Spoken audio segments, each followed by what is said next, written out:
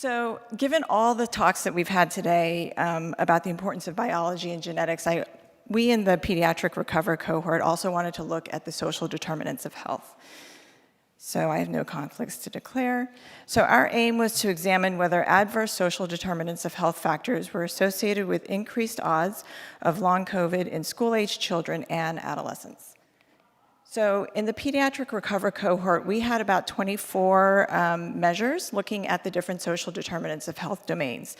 And so instead of trying to just look at each of these variables independently in a multivariable logistic regression model, we ended up doing something called latent class analysis. So that would help us cluster some of these variables together so we would account for some of the correlation between the measures. So when we did that, we ended up developing these radar plots, which we can look at poster 21 for more details. But basically, in each of the 5 social determinants of health domains, we identified different clusters of patients that had significantly different characteristics. And so for the first domain of economic stability, just to give you an example, you could see that the white column is the group that had pretty much no adverse social determinants of health, and then the different colors, green, purple, and red, had varying levels. And so for the economic stability, almost everybody had some level of poverty and difficulty covering expenses, but the red group in particular had the most reliance on government assistance programs, nutrition and assistance programs, but also still experienced a lot of food insecurity. Similarly with the green group, they also were experiencing poverty, not receiving a lot of government support, and also experiencing food insecurity.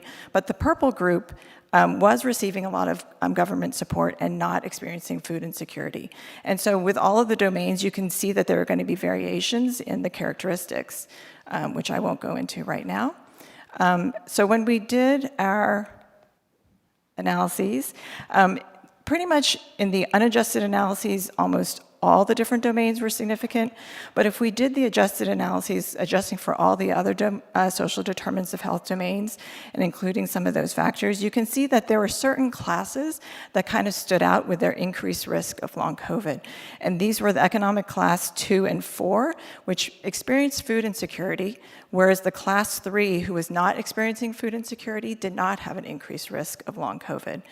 And then in the social and community context, this group that was experiencing low social support, but also to a T, 100% were experiencing some kind of racial discrimination, medical discrimination or discrimination at large. They were also at risk. The other groups were not.